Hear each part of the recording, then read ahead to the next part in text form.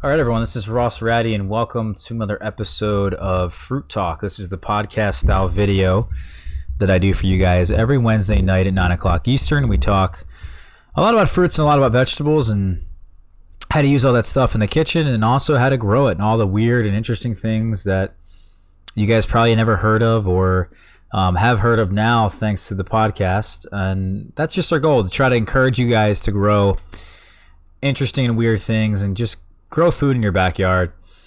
In tonight's episode, we're going to be talking a lot about figs, and this season so far has been incredible, and I wanted to just give you guys a nice little update. I haven't really done a podcast actually for I think 2 weeks now, so it'll be nice to get you guys updated and updated on how the whole thing's doing, everything's going, all that different cool stuff. Now also, I want to make sure here that it looks like I didn't edit the title correctly. We have the thumbnail set up.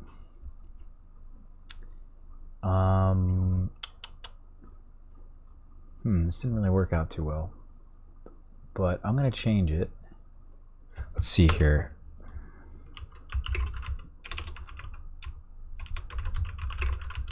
Okay, this may work out. All right, sorry about that, guys. So if you're here, say hello in the chat, just so I know that I'm live and all that, and just to welcome you guys to the live stream, because in this episode of Fruit Talk, we are indeed live.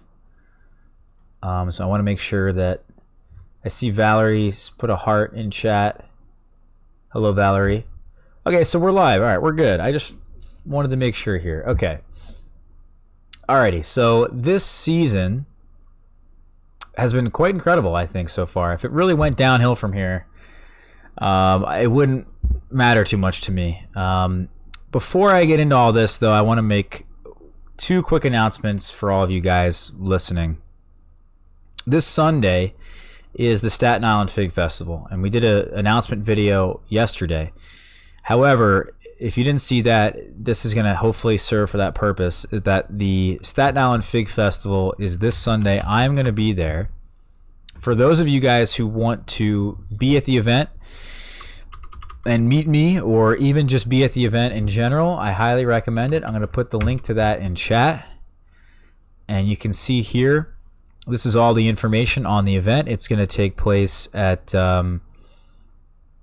let's see, where is it? The National Lighthouse Museum this year in Staten Island, and it's from 4 p.m. to 8 p.m. So hopefully, Tommy's going to be there.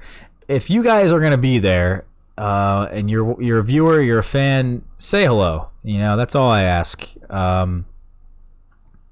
It does mean a lot to me. It's pretty cool. I get to meet you guys. You know, it's interesting to hear your point of views as well, and I get to ask you guys some questions. Last year, I actually gave you guys some dried figs, and for those of you guys who were there at the event last year, those were some incredible dried figs. Those people can definitely attest. In fact, I wish they lasted longer. But this year, I'm not entirely sure what I'm going to bring, but I'll probably bring something for you guys, a little treat, something for you guys to try. Also, it's just a great event. It really is. Like, my buddy Dom was asking me about it.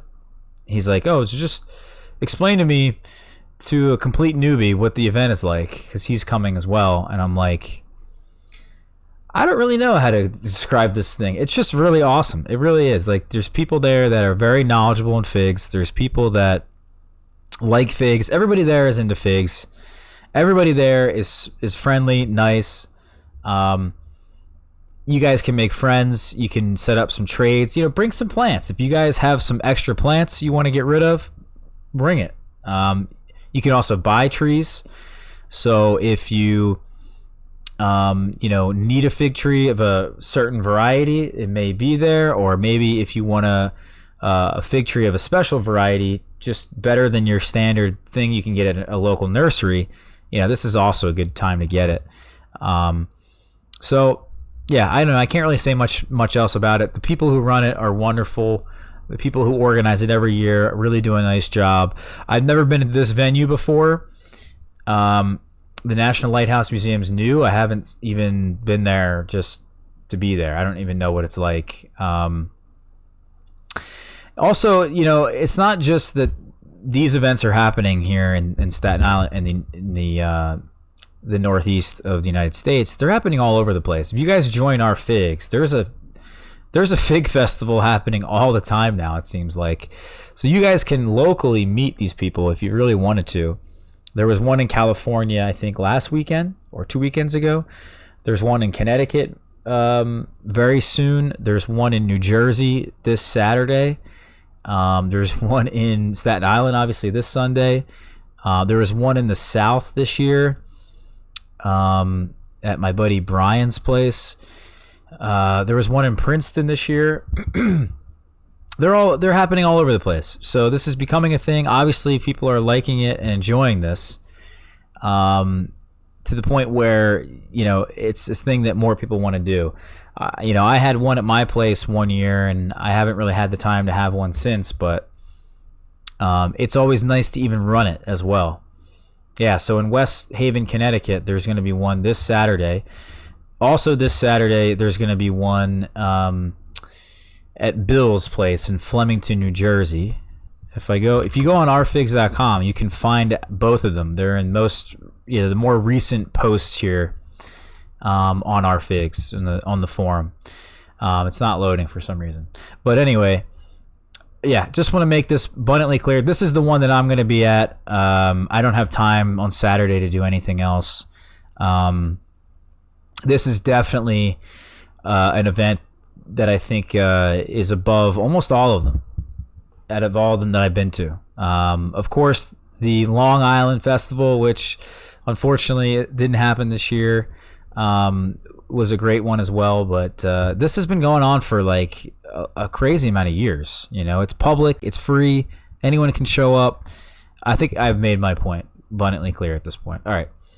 The next announcement I want to make is that we're really focusing on the blog here. I finally got some time in myself here, guys. I've been really putting a lot of time into studying for the CPA exam, and I don't know if you guys have noticed in the videos, but we just kind of put out a bunch of tasting videos in a row there to see if I could just keep the videos going as I've been cramming the last couple weeks. I finally took the exam.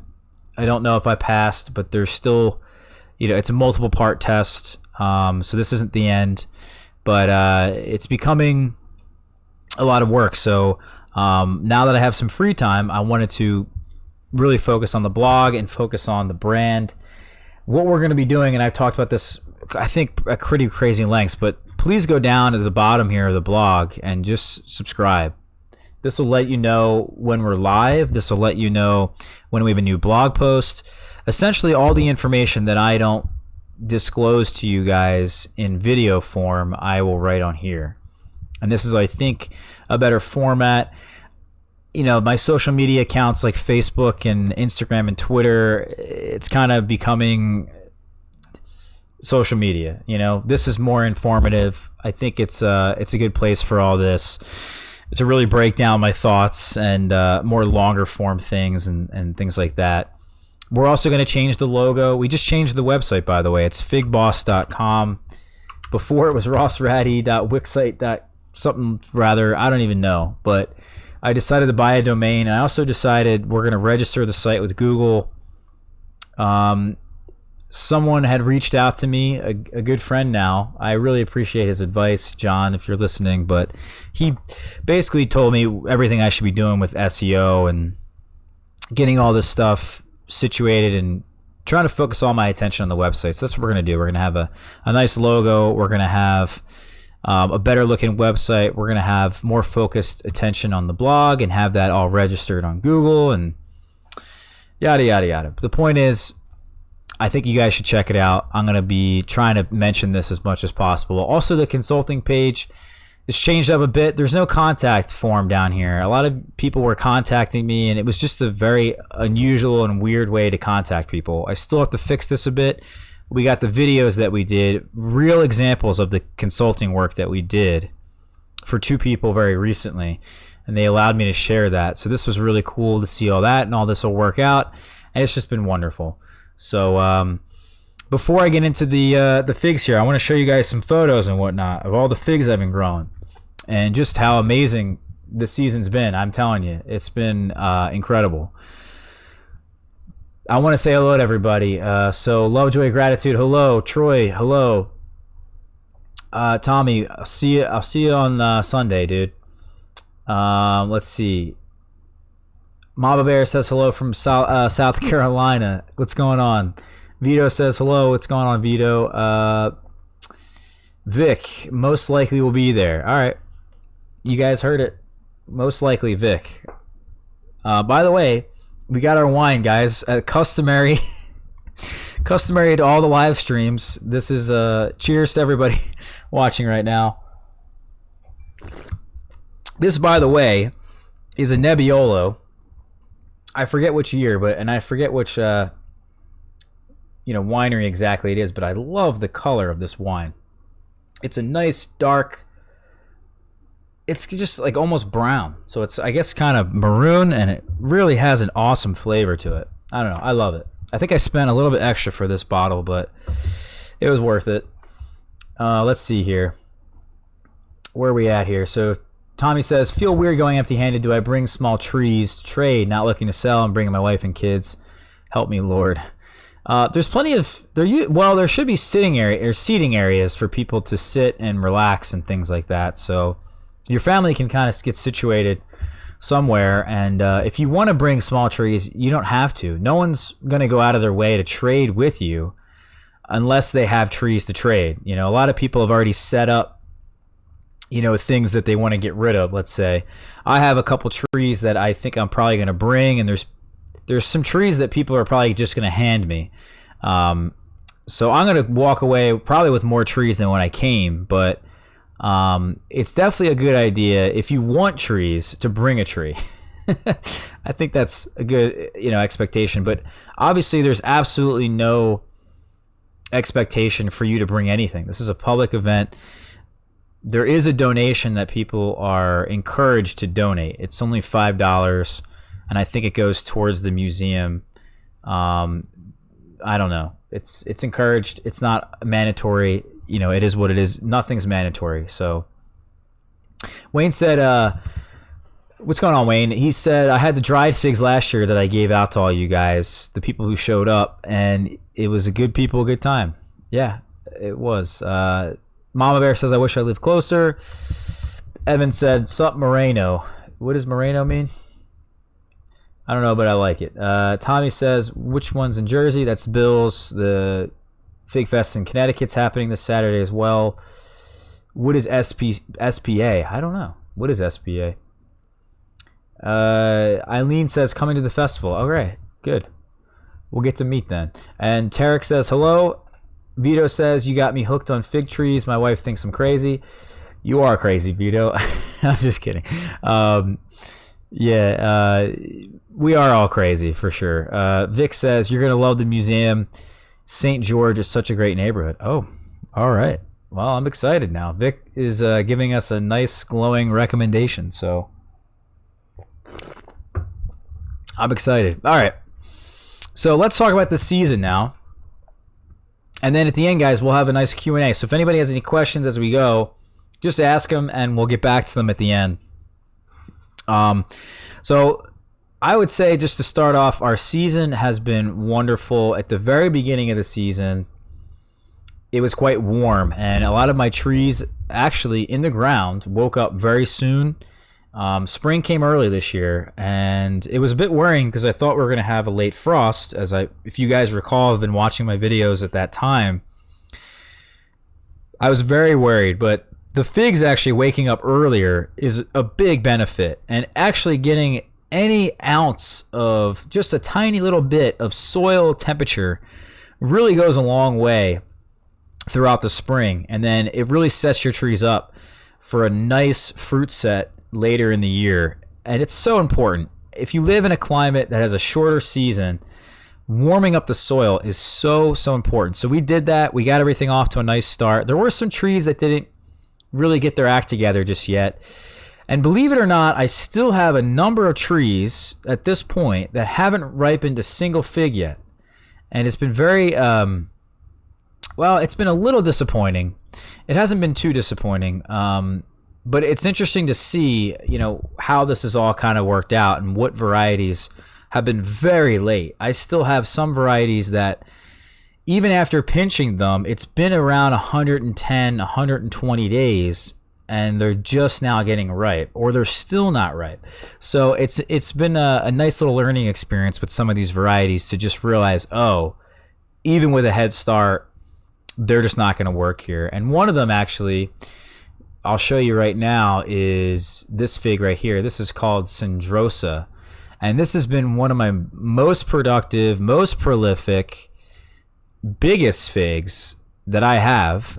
It's also extremely tasty. Even though this was slightly underripe, it was actually very good. I had this one today. These are the photos from today that I took.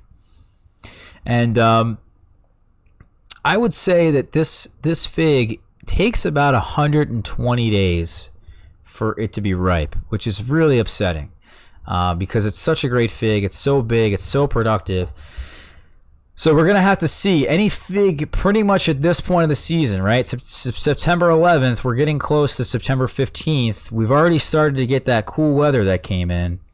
I guess we can rewind real quick, but when that cool weather comes in and the rain comes in, it's really difficult on these late figs, and they have to be rain resistant if it's late.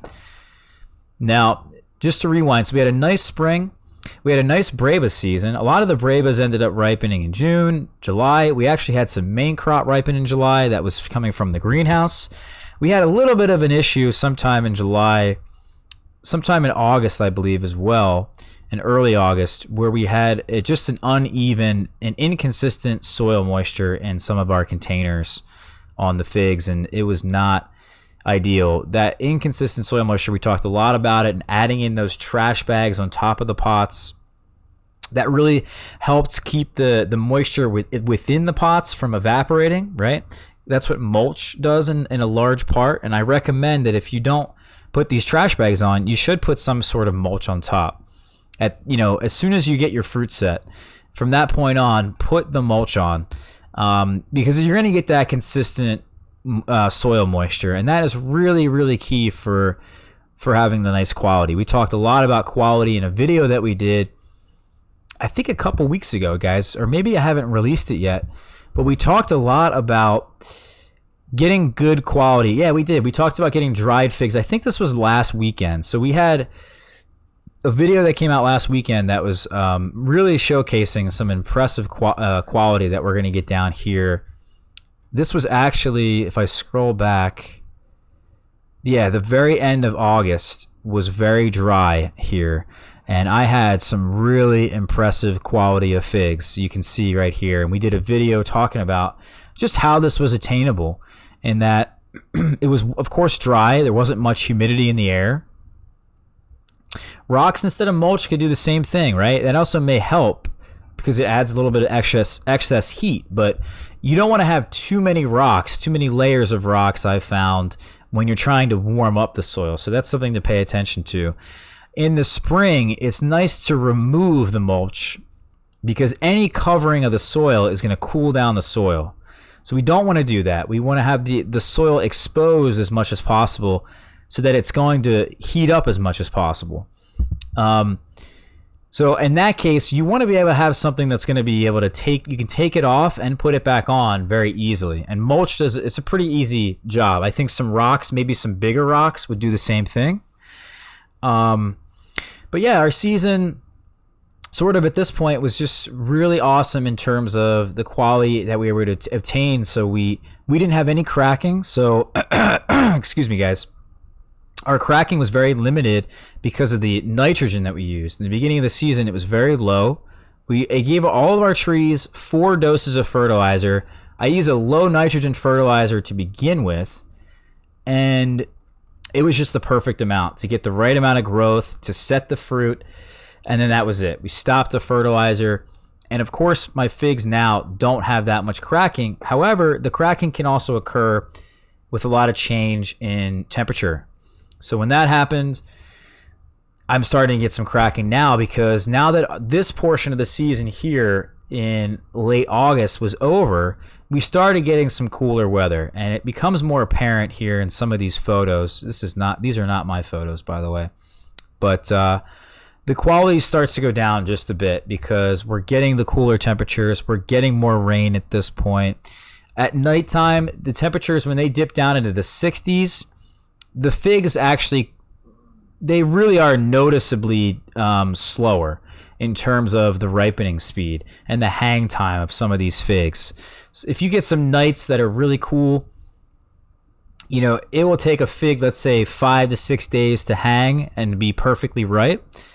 It could take 10 days. So it really is something important to look out for at this point of the season. And to mention that now, as we're getting in here later, I would say right about here, things started to cool down and get a bit rainy. And then we had more recent times, in the last week or so, more drier conditions. We had the hurricane rain that came in. We had a little bit of effects from that, nothing crazy, but the hurricane that hit the Bahamas and the hurricane that hit North Carolina,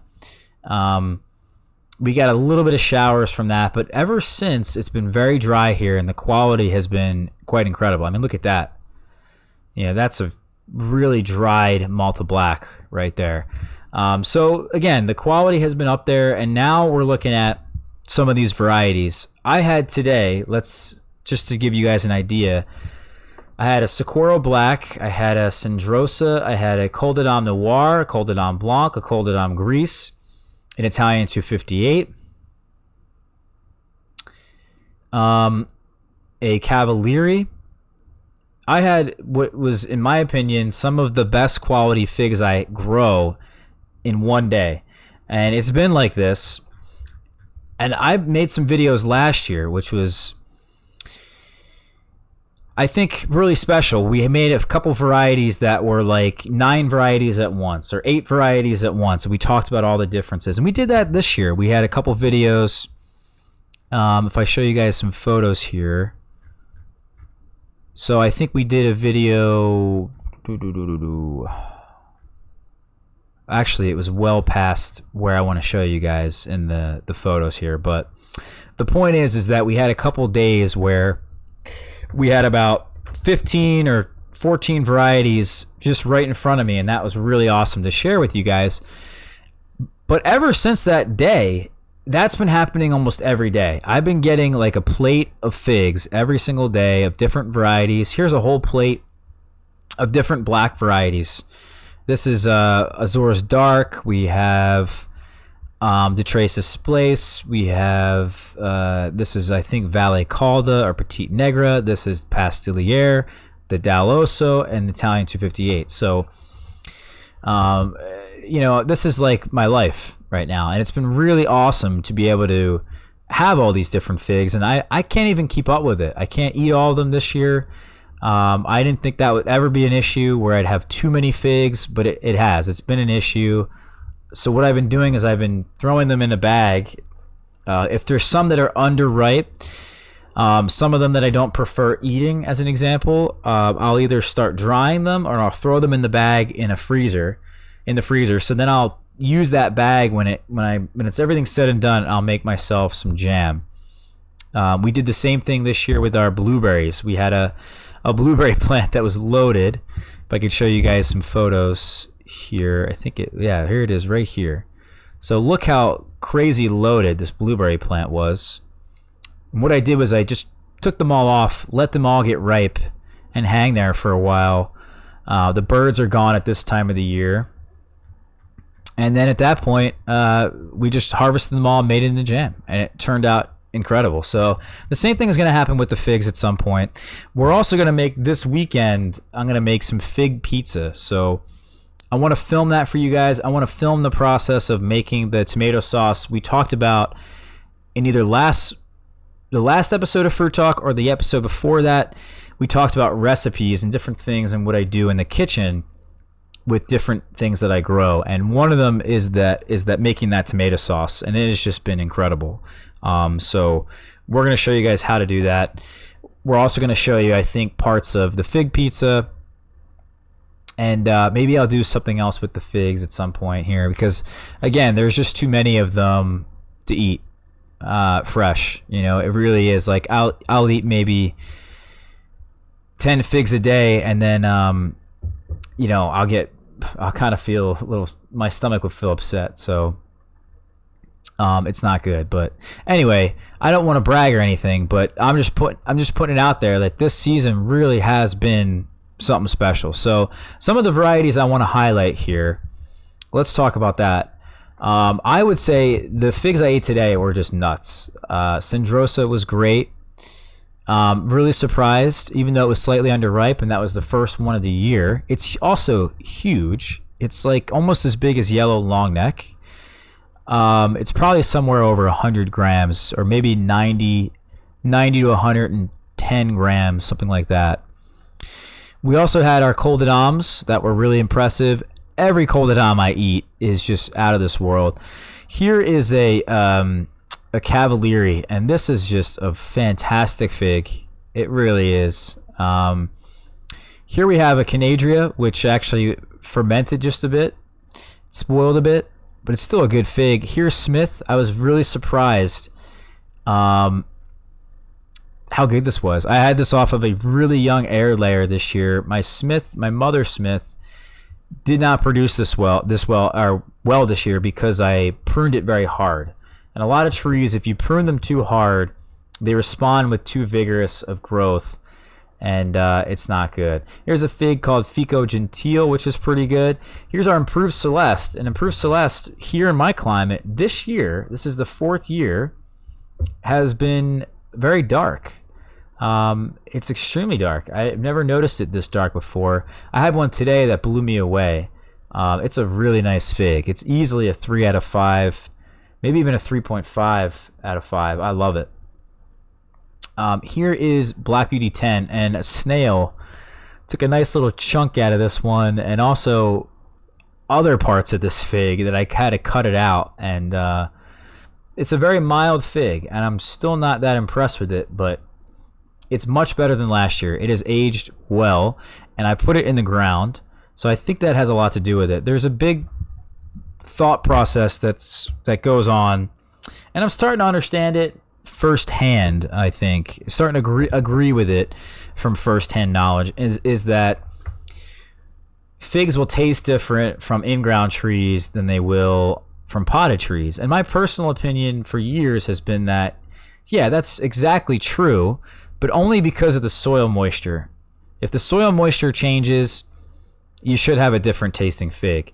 So if you have a really wet soil in your pots and a very dry soil in the ground, you're going to have a better tasting fig from the in-ground tree. Of course, there's other variables, right, that we don't really know, and no one really will probably ever know, well, at least in the near future, is that how these trees adapt to their environment and how they change with their environment, and then also how that changes the flavor. And putting a tree in the ground, what does that really do for the flavor? I don't exactly know, but I'm trying to understand it. And this is a fig, I think, that has really matured well and tasted much better because it was in the ground. Here we have our yellow long neck that ripened. I think this was yesterday's photo. This is just a wonderful, wonderful fig, but it's big and it's kind of more mild. It's got a more melony flavor to it. Not the craziest flavor to it, but for the size and for the time of year that it ripens, and nothing seems to really bother it. It's a big yellow fig that can almost feel like it hangs forever. Like it doesn't, nothing really bothers it. It's so strange. Here we have our Col de Dame Blanc. This is 2 of them that we harvested a couple days ago. It's just incredible, guys.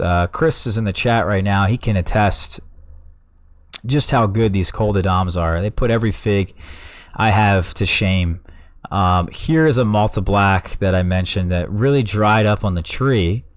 And also, this is another example of having a larger, older, more mature tree in the ground, and what that does to the flavor.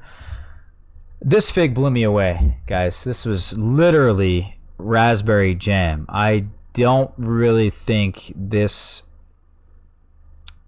could have been any better of a fig. Like this is like I think it's a limit of what it can do here in this climate.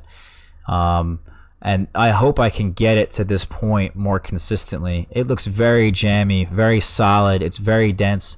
It really was eating like some jam. It really was. The skin is almost non-existent. It's a very soft fig. It wasn't too sweet of a jam, and it really did have a raspberry flavor, but it wasn't so tart. You know, it was really something. Malta Black in my mind has gone up in value quite a bit. This fig here is Lsu Tigers, and this is without a doubt a very tasty fig. A lot of people should have this, and a lot of people don't really know the potential of this. You may look at it and it may not seem like much, but this is a very interesting flavor group that this fulfills. And if I go to my spreadsheet here, we can show you guys just exactly what I'm talking about. This is in the where is it here? Fruity honey, the fruity honey category here. We can also add in Albo, and Barbera Branca, which is pictured right here, is the first fig that I got to try with this flavor. And it's basically take a honey fig, kind of like Dotado as an example, or White Marseille, or Yellow Longneck, and then add in some fruitier berry flavors to it that's actually quite pronounced, and combine the two together, and that's what you get, a really awesome honey fig. It's just a better honey fig in my opinion. So Lsu Tigers fills this category very nicely, but it's very early. It doesn't seem that rain resistant. I've seen some of them, they're splitting down the side, which is very strange. Maybe it'll mature a bit. It's a young tree. But the Barbera Branca hasn't even ripened yet. And I have a feeling it takes like 120, 130, maybe even 140 days for it to be ripe after formation, after you pinch it, which is just a stupid amount of time.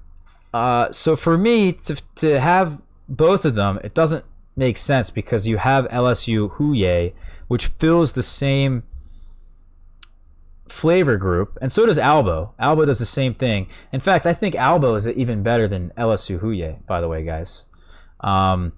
So between the both of these, they really beat out the Barbera Branca, and for that, I'm probably going to get rid of it here. Although it's a fantastic fig, and I can't wait to try it again, because when I try it again, it may change, it may be better. Who knows? This is Italian 258. I've really been getting some nice Italian 258s, but they've actually been getting hit by SWD this year, and it's a bit of a shame. So did my Galicia Negras that we'll show you guys a little bit later. This is a Martinenca, also a very good fig. Here is a another Cendrosa this is a Cavaliere that also turned out really well. My Cavaliere trees, I have 3 of them. At least I thought I had 2, but it looks like I have 3. And one of them, I kind of don't know what it is, but they taste very similar. And between the 3 of the trees, they're of different ages, different sizes, different maturity, and they all just seem so different from each other. But I know for a fact that 2 of them are definitely Cavaliere, but they're so different. It's a very strange fig, and every year it changes. And this one, as an example, didn't have that really awesome cherry flavor that it usually gets, but I didn't mind that. I actually really liked this without the cherry flavor. It has legitimately, guys, take an artificial cherry flavor, like a cherry candy, and that's the flavor this fig has. It's a wonderful fig. Here's also a really awesome plate that I got to try earlier this week. Maybe it was this weekend. I can't remember exactly. But you can tell that some of these figs actually were drying up.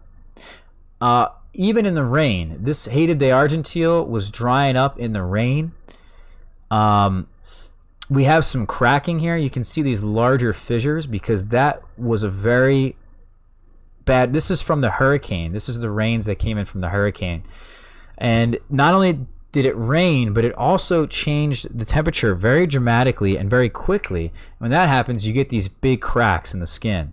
So this is not good for the quality, but these figs here really did well in this this event that we had. This is Copole Curt Negra down here, which is a very dense, awesome, jammy fig. Same thing with Dien Manel. It had a nice split down the side here, but it didn't matter. It was very good. These are all complex, berry flavored figs with awesome flavors. They're very different. The Moscatel Preto has got this big fig here in the center. Has got some caramel tones to it. It reminds me a lot of Galicia Negra. It's a berry fig plus caramel. It's really good. And you can see here is Hated de Argentile. This is probably the best, most well-ripened Hated de Argentile I had this year. There was a giant pool of honey in this one. A giant pool of syrup. This fig also tastes like cherries, that artificial cherry flavor. Here's Fico Gentile that I got to take. I got to eat these with my buddy Chris. You can see more of them here. Mare de Dieu, a little underripe. Negretta, underripe and not mature. This is a Copole Curt Negra that blew Chris and I away. This is one of the best figs of the day. Behind it is a huge plate of figs and a thing of figs right here. I mean, I was like, at this point, keeping a bunch of them in the fridge. You can see the plate. Here's a little hand of Mount Etna types, different Hardy Chicago types. This is Lsu Tiger. Lsu Tiger, I've decided. I did a video, and maybe it came out, I'm not sure, but I did a video on which LSU fig is my favorite. Lsu Tiger is my favorite. Followed up by Lsu Huye. These two figs are incredible, but Lsu Tiger really is something special. It's got a nice Concord grape flavor to it that you can kind of pick up if you really pay attention very closely. It also does really well in our conditions. It's early. It's got a great texture to it when it ripens well like this. It gets a lot of honey in here. You can kind of see that. Looks like a bubble there. That's because there's a bit of some sort of liquid floating around. Yeah, the Hardy Chicago photos right here. So these are all different Hardy Chicago types. You know, they all tasted very similar to each other. The only way you really tell the big difference between these is when you let them get super ripe. And if you see a photo like this, where, you know, it just doesn't look ripe. I don't know how else to describe it. I guess the pith here, the walls are so pale, more white in color. That's a good indicator. When they're like this, they're underripe and they're almost indistinguishable from each other. You have to really let them ripen. Here's a nice little thing of figs that we got. And I've really been impressed by Pasteliere this year. Campanile, by the way, was just outrageously good for such a young tree. And I was really surprised by that. Another big fig for me has been Sakura Black. And I've been really putting in a lot of thought into what it is that I'm going to be making copies of and what I'm going to be getting rid of. And you know, I've already been making copies of quite a few trees. We have a number of air layers on that are actually done. There's a lot of air layers I put on about a month ago, and most of them are already done. It's kind of crazy how quick they went. But you can see right here, this is a nice Moscatel Preto. It's definitely improved. When I was with Chris, by the way, Chris, I wasn't too impressed by it, but it's certainly improved since then. And it's actually been pretty good. I would say it's a 4 out of 5, and it's very close. It's really on the edge of a 3.5 and a 4, but it's definitely impressed me. And this is just a fig that takes a while to mature, and I think I've been honestly watering it a bit too much. You can kind of see here how the edges are a bit pale, and the whole thing isn't red or a solid color. This is more translucent. This is, in my mind, an indicator. And this translucent type color down here, that to me is an indicator of overwatering a fig. So we'll see. Here we have Dr. Gawadi and White Triana, and I have not been impressed too much by either fig this year, which is really a bit of a shame because they just take a long time to ripen, and I haven't been able to get a dry enough period to get these two perfect. It's been just a bit of a shame.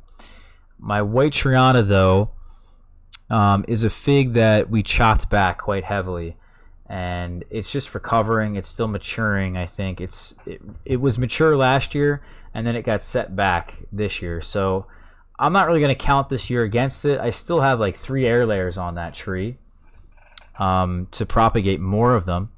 In fact, I have one of them in the ground, but personally, I didn't really like it that much this year. Here we have Cavaliere. This one actually split down here at the bottom, but so far the Cavalieres have not split all that much. Here's a weird... This fig is always translucent for me. It was like that last year, and I wonder maybe... I don't think that's really the case, that it's being overwatered, to be honest with you. I think this fig just has a strange appearance at a young age. I think it may just need some time. Here we have Petit Albique, more Violette De Bordeaux, the Valley Calda as well. Col de Dame Gris, or yeah, that's Col de Dame Gris, yeah. Col de Dame Gris, this particular fig we're looking at right here was the best fig of the year. Best fig I had this year. We have Black Madeira. We finally got some Black Madeiras, guys. It happens, and we've been getting them now consistently. I gave someone a Black Madeira recently that never had a fresh fig before, and they couldn't believe how good figs were. Not that anyone ever really... there's very few people I've ever given a homegrown fig to, and they're not really in love with it. Either they just think it's okay, or they just really don't like it that much. This person was blown away and had the fig. They didn't want to even finish the fig for like 5 minutes. They held on to it to eat it slowly. I actually gave a friend of mine a Sakura Black tonight, and that was his first fig, and he loved it as well. He couldn't believe how good it was. But you can see the Sakura Black here on the right. This is a very, very good fig. It needs more attention, more credit. It's just as tasty, and I would put it in the same category. We're really coming up with certain categories for these things. You know, I can almost take this flavor description here and take it even further if I wanted to, and say, all right, well, you know, Barbera Branca, LSU Huye, and Albo, they have the same like flavor profile, but within the sharp berry category, within the complex berry category, within the fruity berry category, I could split that up even further and get very specific. And I would say that there's like a wine berry flavor category that I would put things like maybe the Malta Black was pretty close, but Azores Dark for sure, Smith, and Sakura Black, they have just like this winey berry flavor, and I think people associate the Bordeaux figs, so like Raddi de Bordeaux and Violette de Bordeaux, but it's just so very different to me that it really does taste like wine, and it's very smooth, and it's very elegant and pristine in some way. And for me, those are my favorite figs. Those are the kind of figs that I really, really like. And also the Col de Dames, you could probably throw that in there as well. Yeah, you can throw that in there as well. So for me, it's not just enough with the texture of the Col de Dames, how it's so cakey and thick and dense, but they also have this really winey, jammy berry flavor that is really smooth and elegant. There's no other way to put it, at least that I can think of. So for me, I think what I'm going to do is actually separate this category out here coming up this season, this winter time, when I have more time to think about this stuff. We're going to really separate all this out. I think the complex berry category needs some work. Other than that, even this needs a little bit of work. So yeah, let's keep going here. This is Pasteliere. You know, my Pasteliere is fruiting for me for the first time this year. It took a while. It takes a while to mature. I put it in the ground, and it's really done well. It's my largest tree. It's really, really growing well and doing well. It's very vigorous. The issue with it, with Pasteliere, is that it still needs more time to mature. Some of these figs, and you can tell on the inside, haven't really fully formed those flowers. And you know, I would say about what, 10% of this, if this is a clock, maybe 10% of the fig didn't ripen properly, but the rest of it is fantastic. Here's one that's a bit underripe. It's just a wonderful fig. Look, here's one right here that's very dark. It's a very beautiful fig. I'm not picking up that blue skin just yet, though. It hasn't been as blue and pristine as I've seen it. What is the name of that website? Planet Fig. Let's see if we can show you guys what Pasteliere really should look like when it's fully mature. I mean, look at that. You know, look how blue. It's legitimately a blue fig, and there's not many figs like that.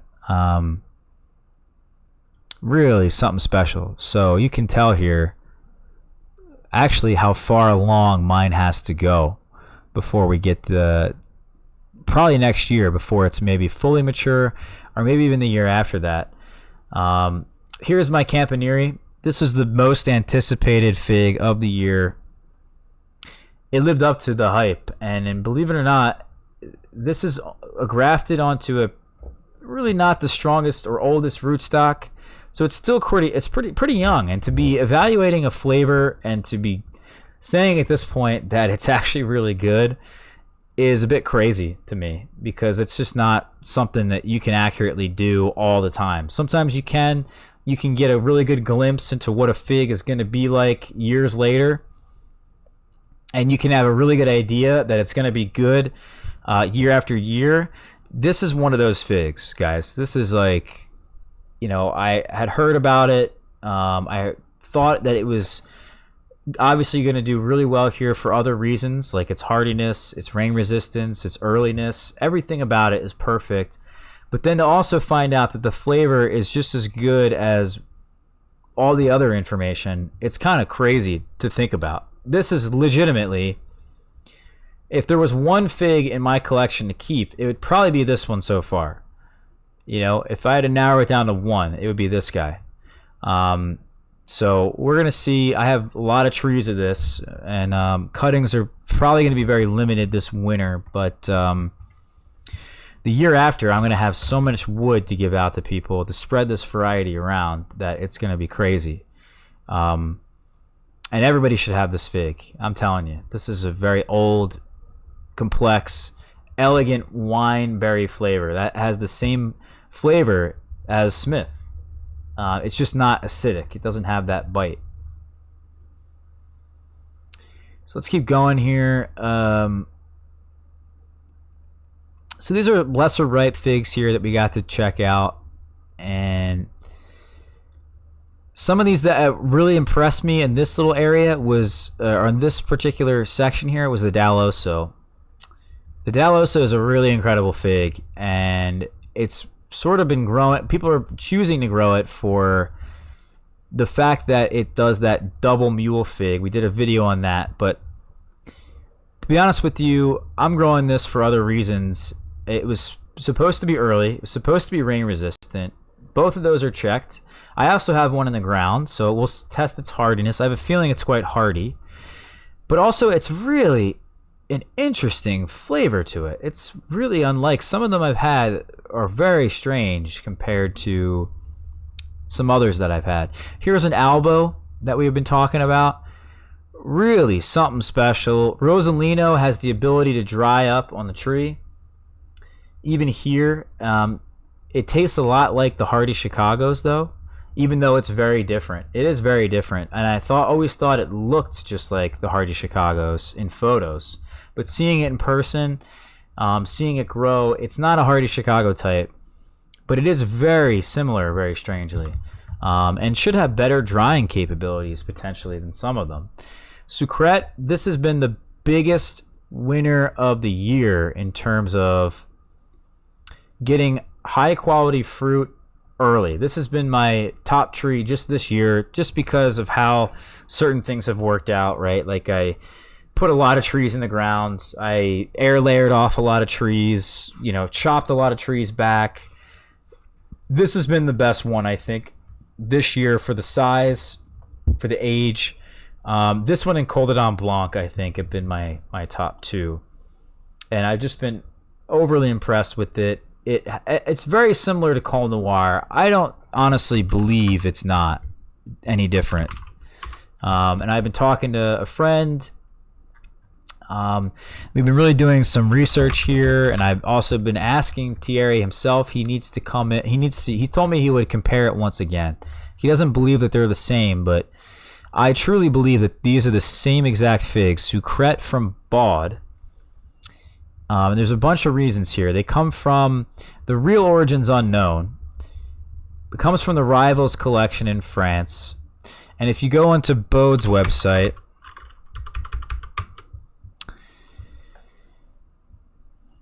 we can look at Sucrette here, and you can see. Oh wait, no, actually, I have to show you guys a photo of it.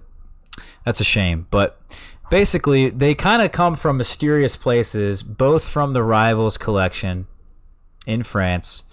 And additionally, you can see right in here that on some of these fig flowers here around the eye, see how they haven't really formed correctly? This has been my biggest indicator, because this is what this variety does. It gets a black bottom to it. That's why it's called Col Noir. It means black bottom.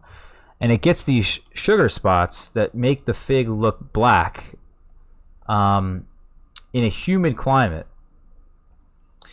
So this is a big tell right here, but also see these things right here?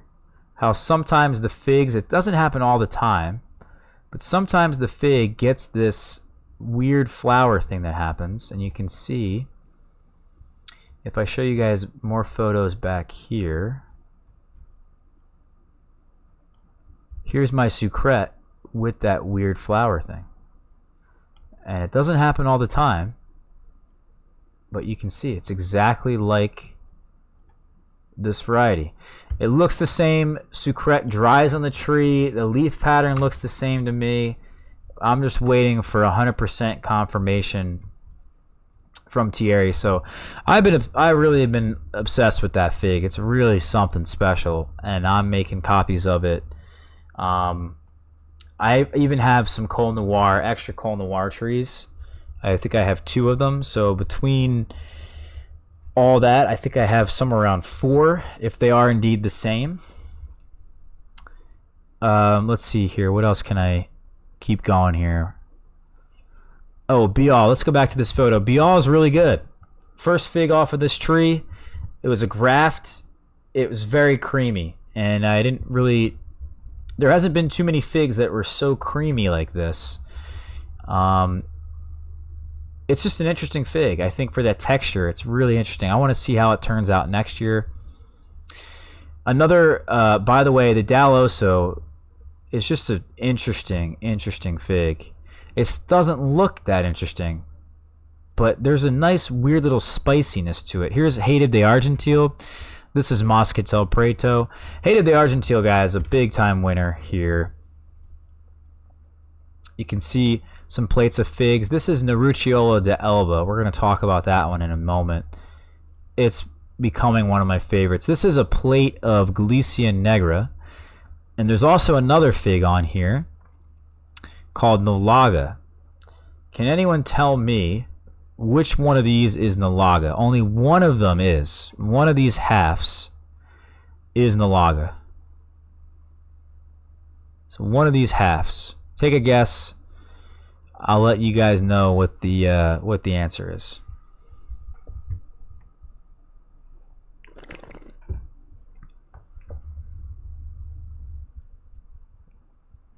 I think we have to wait a couple seconds for you guys to catch up. DJ says 1 o'clock. So this guy right here, I guess. Any more guesses? We're going to give it another couple seconds here. All right, we only got one guess, but basically this is the 11 o'clock. It says Angeli. Hopefully I'm pronouncing your name correctly. So she thinks it's this one. 9 o'clock, says Peter. It's actually this guy right here. And this is another black mission type that's very similar to Galicia Negra. You can tell. I mean, they look almost identical, some of these. These I had ripped open with my hand, and that's why they look so different versus these who I cut with a knife. But this guy over here is a lighter skin or lighter interior to it. The Galicia Negra gets this darker purple red interior color to it. We'll show you guys some that are a bit more ripe as we go further. I had to pick all of these because I had some problems with SWD.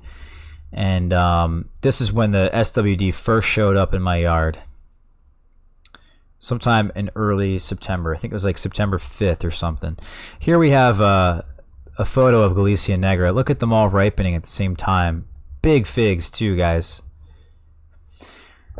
And then here is another plate of figs that we've just been kind of, you know, any of the leftovers, they go in the fridge and hang out there for the next day.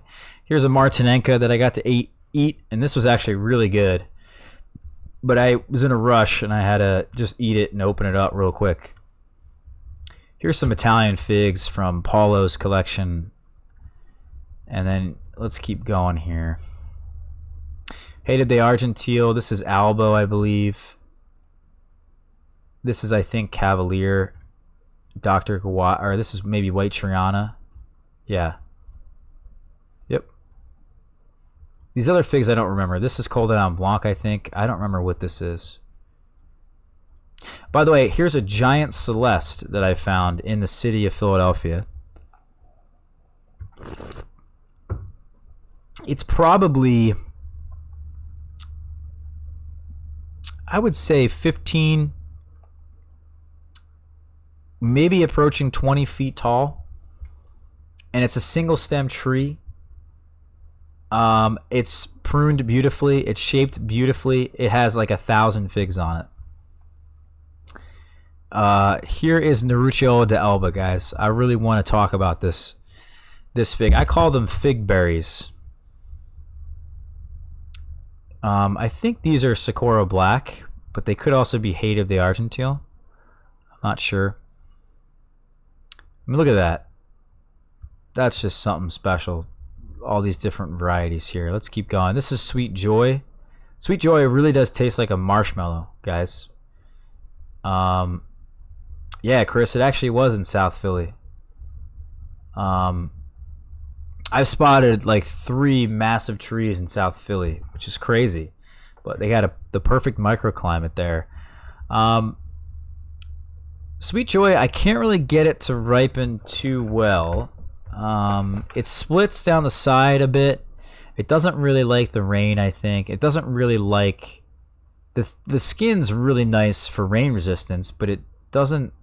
It just splits too often. And it has an interesting flavor to it. And it'd probably be more interesting if I could let it ripen longer. But I'm always afraid something's going to happen when it splits open, so I pick it usually when they split. And to be honest with you, it really does taste like a marshmallow. It's got a texture of like a marshmallow almost, and the flavor is kind of marshmallowy. It's the most beautiful fig I think I have. The skin is legitimately gray. Out of all the gray figs that they say, grease this, grease that, this is legitimately gray. And it is really something beautiful. This and Suwadi are the most impressive visually figs I have. But here's a close-up of some of the figs that we got to ripen. Sucrete, absolutely incredible. Here's a really weirdly shapen, I mean, this is like kind of what I'm getting at here, that Cavaliere is just so strange from fig to fig, tree to tree. Here's Lsu Champagne. We put our Lsu Champagne in the ground this year, and it's actually producing really well, even after chopping it all the way down to the base. This is, I think, Hative de Argentil. Some of them were huge. Here we have Nerucciolo de Elba, Pasteliere, Albo. This is something here called Baccarino, which I actually was sort of impressed by. This is the Dall'Osso, and this was probably the best one. And how interesting and intricate this was. We really got to dry some of them up a little bit on the tree. These are here Sakura Black. I think this is Sakura Black, and this might be... They're both Sakura Black, yeah. And then on the right is a bunch of Lsu Tigers that I'm telling you guys, Lsu Tiger is incredible.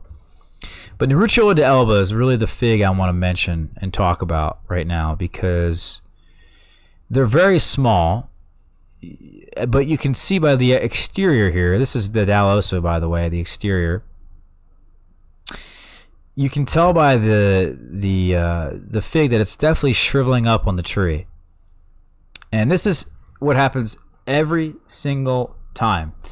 And it doesn't take very long. I would say about 6 days, you honestly get a dried fig. From the time that it starts to swell and get larger and softer and change color, it goes from red, kind of like a Violette De Bordeaux, how they have that maroonish red color to them. Then it will get, so it'll go from green to that maroon to black to darker black to like fully black to then shriveling. And it's kind of nuts because even this will even happen in the rain. And it's a very small fig, but it packs an incredible flavor. It's got a nice figginess to it, a nice intense berry flavor. It's visually very appealing. It's just very small. I think that's the worst thing about it. But it's very productive. It ripens a lot of figs. It's very easy to put out figs. It only seems like somewhere between early and mid-season. What I'm trying to get at here is I think it'd be very interesting to plant an orchard of just that fig. And the way you market this fig is that you call them fig berries. And I'm trademarking this right now. We're going to write this down. And we're calling them fig berries. And the reason why we're going to call them fig berries, I'll write this down just in case, you know, someone steals my idea. 9/11/19 fig berries. I don't think this is really gonna make much of a difference, but that's how you patent stuff, guys. Anyway, so the fig berry idea is that you basically get these small figs that are just really, really tasty. They're bite size. They're not the biggest fig, but they're so good and all that I think people would start to love them. I really do. I think people would sort of gravitate to them. People love, like as an example, kiwi berries. They're smaller kiwis. They're fuzzless.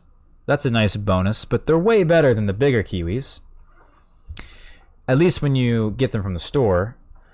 And that's kind of what Kiwi Corners did. The people who started the kiwi berry revolution, I guess, really marketed the fruit from inception. I feel like you could do the same thing with figs, is take a smaller version of what you get, what you normally get, and sell that. And it happens a lot in marketing and selling and all that. Like, I'm trying to think of another example of like just taking something that existed and then having a smaller version of it and people love it.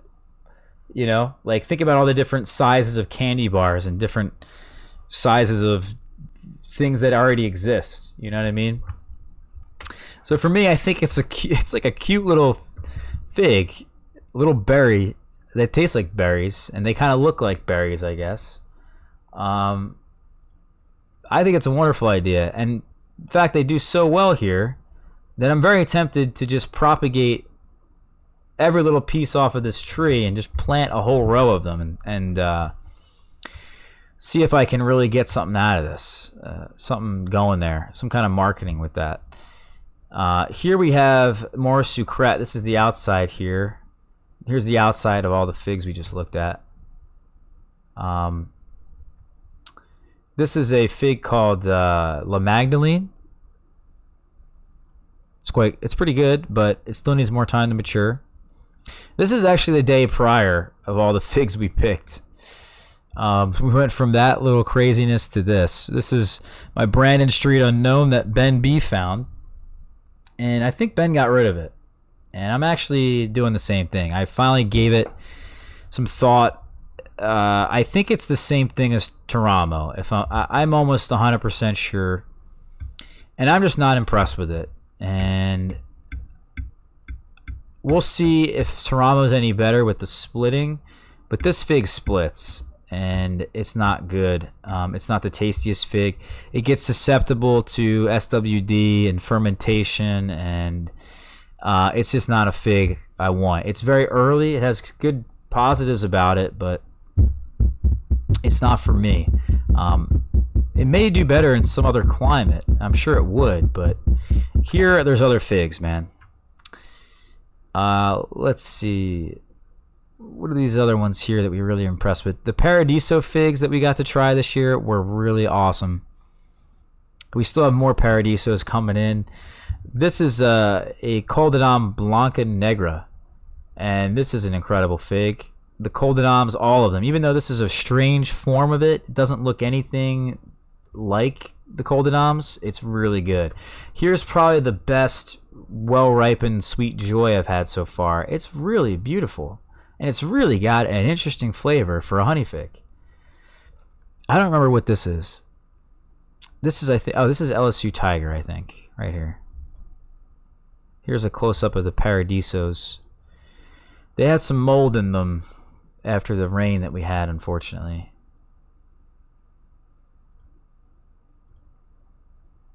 A very ugly Smith. I've realized that my Smiths have never really been that ugly. And it's very apparent to me that this Smith is very ugly because of its age. And also maybe it's just too much water. If there's too much water, Smith will be ugly, or it's the fact that it's a young tree. And that's why I think a lot of people in the South have very ugly Smiths, is because they have too much water, potentially. There's some Sakura Black that was drying up there. My jujubes. There's me. This is Lsu Huye and Violette De Bordeaux. Really impressive figs, both of them. We got some panache to ripen this year that didn't split. Some of them didn't, and most of them did. And this was a tree that was supposed to be Marta and Ramada, and it wasn't. And it took me 3 or 4 years to figure that out. And I was led to believe that it was Marta and Ramada. And yeah. Ram, we're going to answer everybody's questions in just a moment. We're just finishing up the fig season here, and then I'm going to go back and we're going to answer everybody's questions that they had throughout the chat. So we're doing a Q&A here at the end. This is Lsu Purple, and Lsu Purple doesn't get enough attention or credit. This is a honey fig that honestly tastes like cinnamon.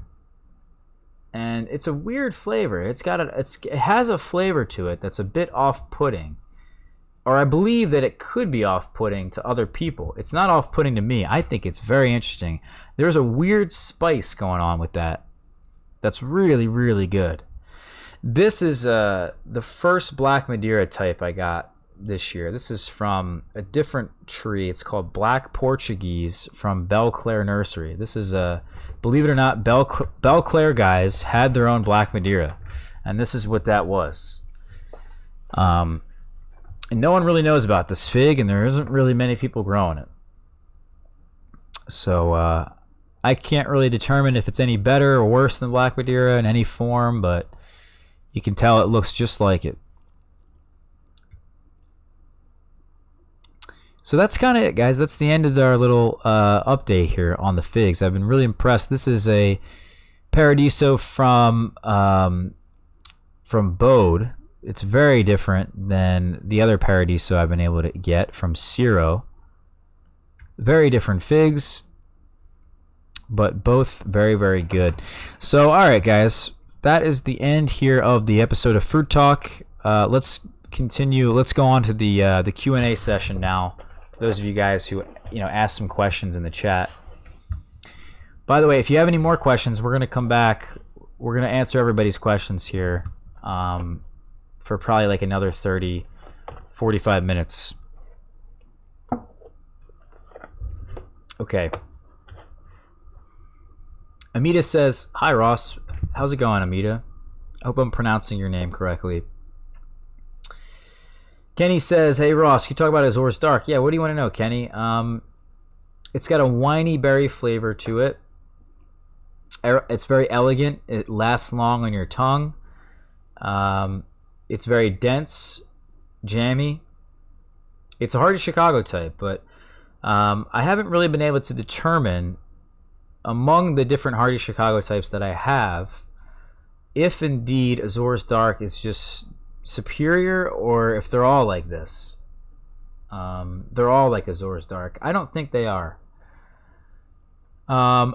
They take a while to mature, and unfortunately it takes a few years to really stick with one of these hardy Chicago types to discern the differences. And also you need to have them dead ripe. If you don't have them dead ripe, you're not going to really determine much of a difference. And honestly, anyone rating a hardy Chicago type that isn't dead ripe, I don't know what they're doing. It just doesn't make sense to me. But in my opinion, it's a really tasty fig. It also has some Concord grape flavors that I've been able to pick up this year. It's got a really awesome sugariness to it. It's like a sugar fig, kind of like Celeste, but not a Celeste. It's just a very strange hardy Chicago type. It's very different than the other hardy Chicago types I've had. However, eating that Malta Black reminded me quite a bit of it, but still Malta Black is different. It was really, like you can see it right here, it was just straight strawberry jam, or raspberry jam. Whereas I would say the Azores Dark is more of a strawberry berry flavor. It's not acidic. Well says, "I have a huge fig tree, but I have no idea what kind it is." Well, what I recommend you do is go on ourfigs.com, create an account, and take photos of your tree and post them there. You need to post, though, photos of the fig cut open, just like you see here. You need photos of the fig and photos of the leaves. And if you do that, I'm confident we can identify your variety. Well, not 100% confident, but confident we could do it. Cabin Mount says, "Have you tried Verdon Long? I just bought one today."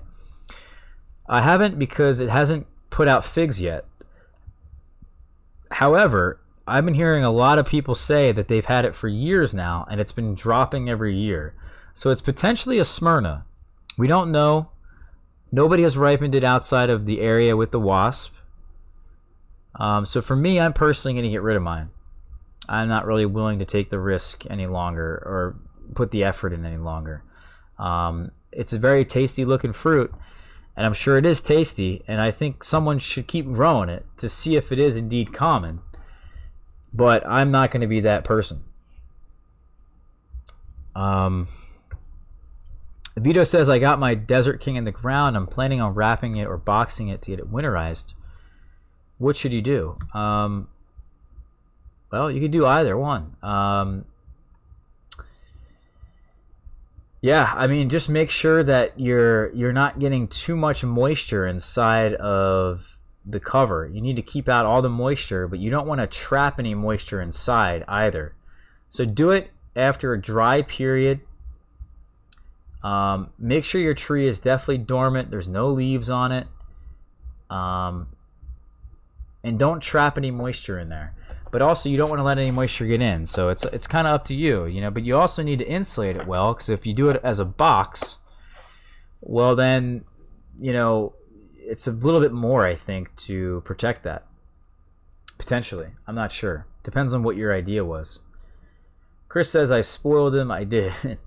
I definitely did. TJ says, I've been kicking myself over looking the Huye. Yeah, it's a really good one. I'm not sure if Albo or Huye is better, but I really like them both. And so far, I think I like Albo better. I don't think I really... did that make any sense? I think I just said that I'm not sure which one I like better, but then I said I do like Albo better. But in reality, I do like Albo better so far. But I'm not entirely sure down the road which one will be better. Like, they can change year to year. Things can happen. Vianney says, I'm sorry if I mispronounced your name there, my dear. I can't believe you keep up with all of that. I have 13 varieties. I can barely take care of them all. Yeah, it can be a lot. It's a lot of work. And that's why I'm trying to put more of them in the ground. Mr. Simon's here. What's going on, Simon? I saw your photos today. And the last time you texted me. They look good. It looks like a unique fig, for sure. Vito says, do you have a Hardy Chicago photo? Yeah, I have a number of them. I showed you guys one back here. Excuse me. These are all different Hardy Chicago types right here.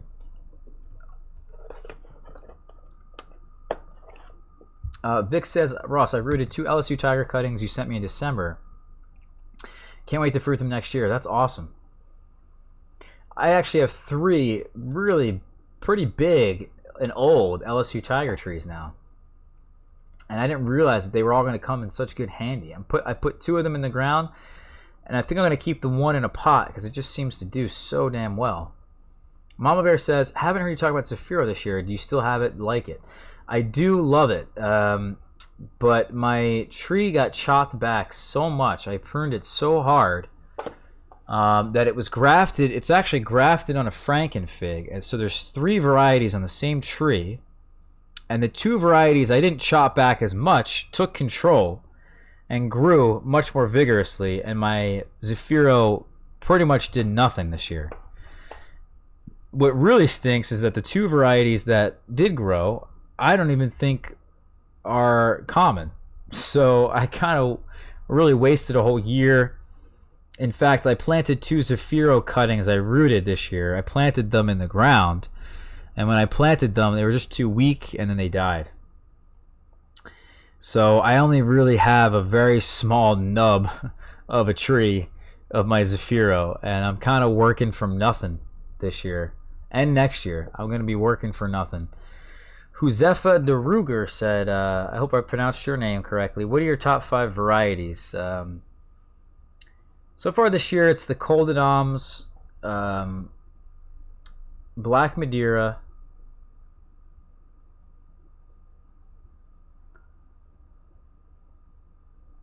it's hard to say. I think some things need a little bit more time to get a better opinion on, to see what ends up happening to them. But I guess if you're asking me this year, well, you're asking me this, just my top 5 varieties. Let's just say that this year, and obviously things can change, guys. You know that. But I would say Smith, Sakura Black, man, I had an Azores Dark that was incredible. I think I also had to throw. It's really difficult. I had to throw in there Neruccio de Elba and Sucret, and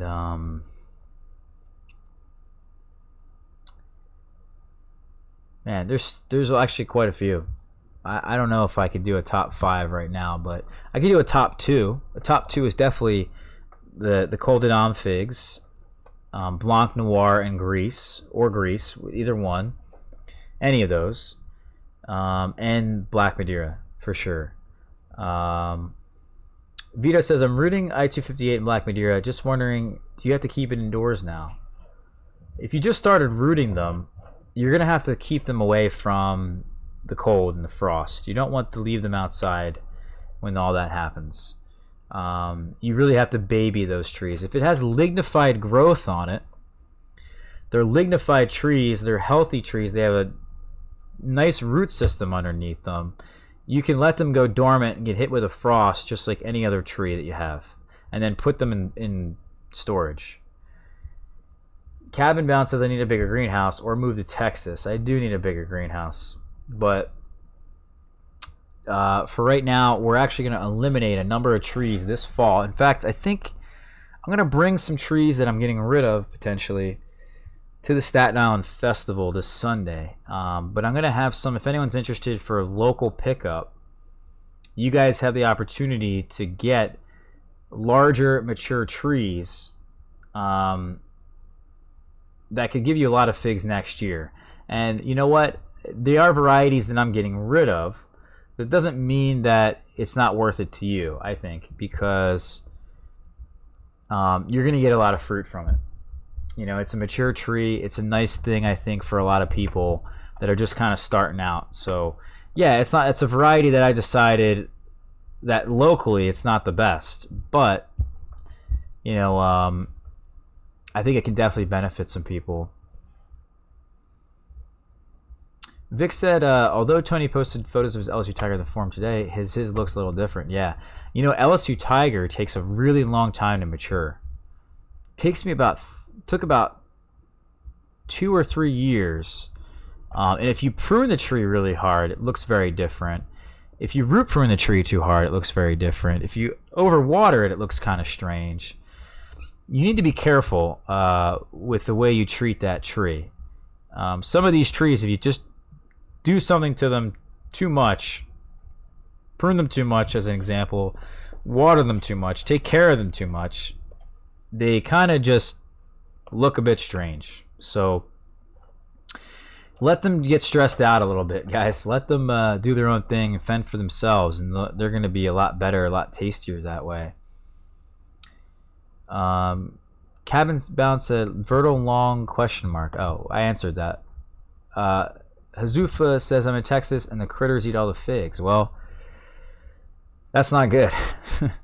Vito said, what does I-258 taste like? Could I see your Desert King? I don't grow Desert King because it's a San Pedro, and the San Pedros here I have deemed unworthy. I would think in the future, and what I want to have is maybe 1 or 2 San Pedros of really tasty San Pedros. I have a couple. In fact, Simon has a couple of them that I gave to him, but I have a number of them that could be a really tasty San Pedro and be the earliest fig of the year.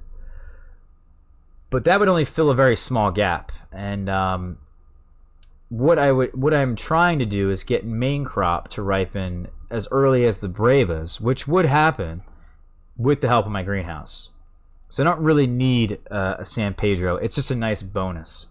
And they take, unfortunately, about 3 to 5 years before they become good producers, Desert King included. Vito, what does I-258 taste like? It tastes a lot like Black Madeira. I don't know if that helps, but it's got a really awesome honey flavor. It's very sweet. And then it's followed up by a lot of berry. And it's a big, bold berry flavor, kind of like the wine. It's like very complex and very interesting.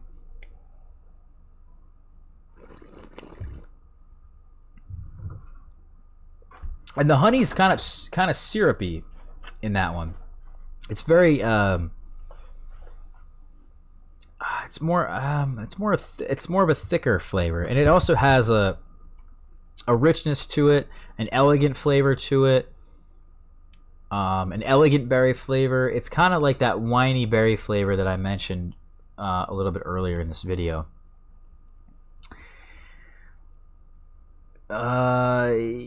Ram says hello. What's going on, Ram? Vito said, what's that called? I'm not sure what you mean, Vito. Christopher said, yo, Ross the Fig Boss. What's up, my man? This is Ross the Fig Boss. We're just now renaming the channel here, guys. Vito said, Jeff, I ended up finding who owns that Celeste. I didn't, and I don't really intend to because it's nice, but I'm not really going out of my way to basically get myself a Celeste. I don't think it's really worth it. I I looked at it as close as I could, and I really didn't think that it was any different than some other Celestes that exist. So I made a judgment call and decided just to forget about it.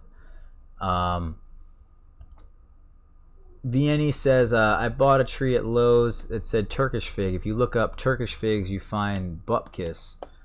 Looked a lot like Cadota. Cut a ripe one open, and the bright green skin was full and bright pink pulp. A Smyrna. Wow, I don't think they sell Smyrnas at Lowe's. They shouldn't anyway. But maybe, depending on where you live, they do. If it looks like Cadota, it could have a pink pulp. And it could be Cadota in that situation. It sounds like Cadota to me. And Cadota is not a Smyrna. It's common. Michael Jones says, is that an Abington hat? Yeah, it is. Angeli says, Ross, have you tried using a refractometer to measure bricks? Highest bricks was only 25, and it's an unknown I got from a friend. I haven't. You should send me photos of your unknown. I'm interested to see what it looks like. I think 25 is pretty good. TJ says, thoughts on Sakura Black being Bordeaux Oak Grease? I don't know. Certainly the figs that Eric had linked on our figs, they look more different than he was leading on them to believe. Or I think they looked different than what he thought they were. He thought they were very similar. I thought they looked pretty different.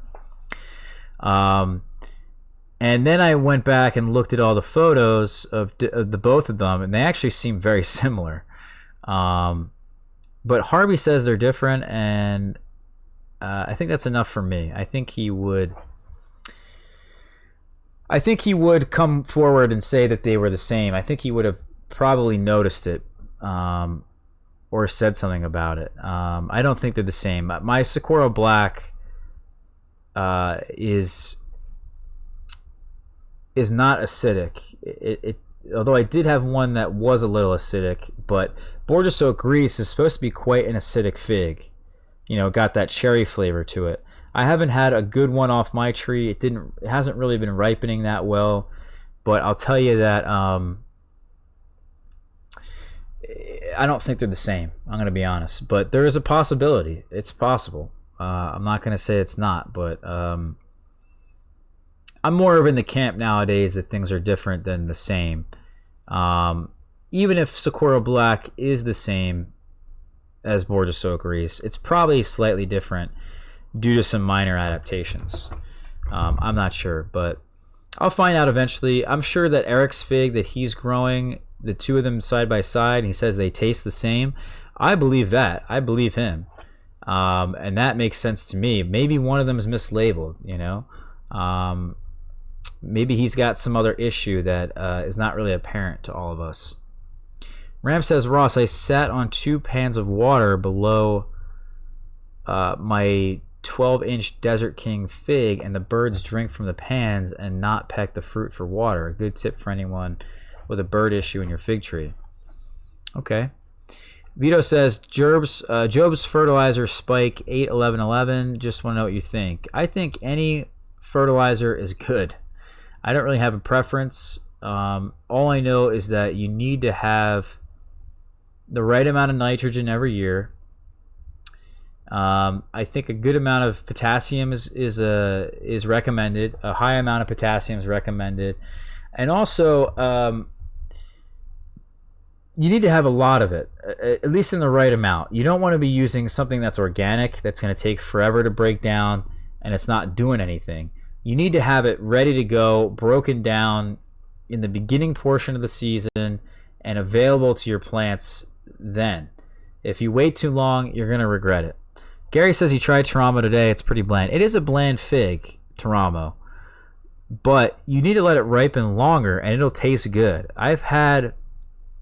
Remember last year I had my Teramo right next to Brandon Street Unknown, and they were quite different. And Teramo is actually a pretty good fig.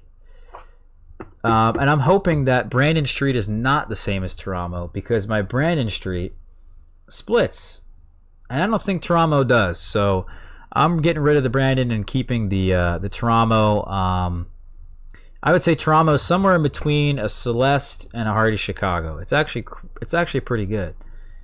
But yeah, it's more on the bland. I mean, even Bill will tell you it's not the best tasting fig that exists, guys. Let's see here. TJ said Belclair had a bunch of different Croatian figs. I think he's trying to say. I'm wondering what happened to them. Did they just keep the figs, or did they all sell them off? Well, I'm sure some of them are lost, but a lot of them went to their dear friend Peter Kandari, who was actually going to be at the Staten Island Fig Festival. He's there every year. I think he helps organize the event every year. So he got a lot of the figs, and he kept that legacy going. In fact, he got me the Black Portuguese, which he was going to get rid of it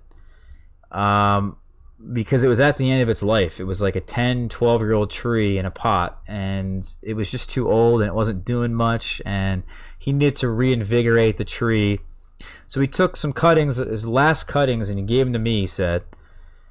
And I rooted one for me and one for him. Actually, I grafted one for me, I think, and gave one to him. And apparently I saved the variety, according to him. But I don't know how accurate that is. I don't know how many people actually have it. Michael said, thank you. I planted some Marta de Bordeaux strawberries this year. They're absolutely delicious. Yeah. You're welcome.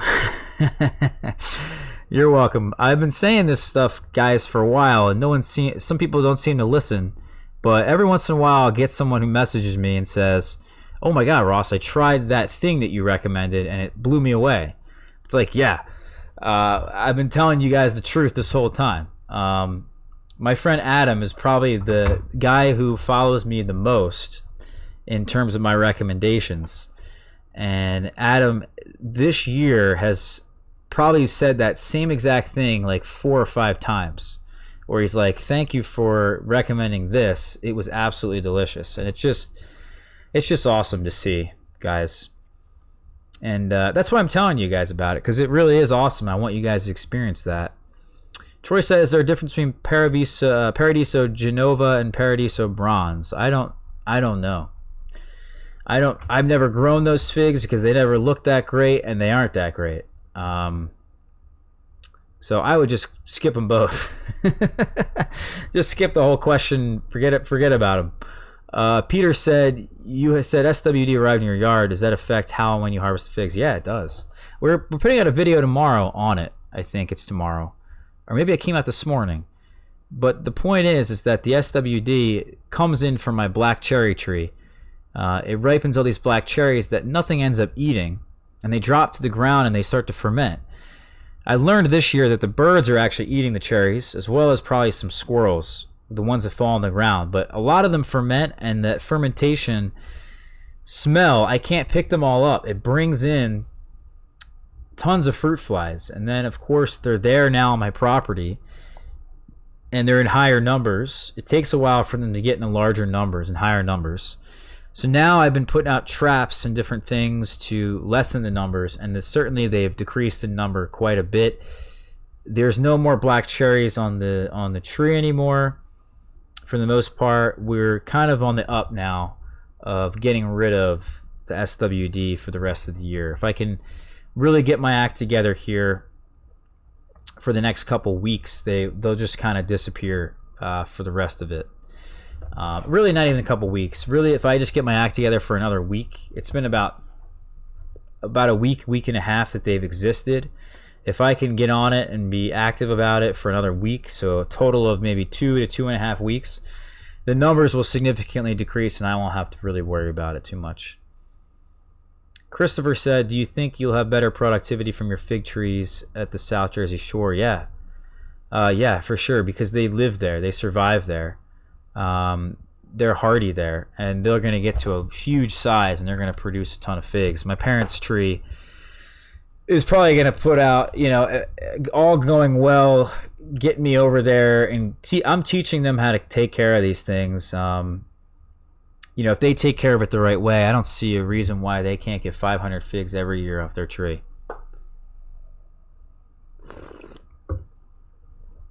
I think they could get 500 figs off of that tree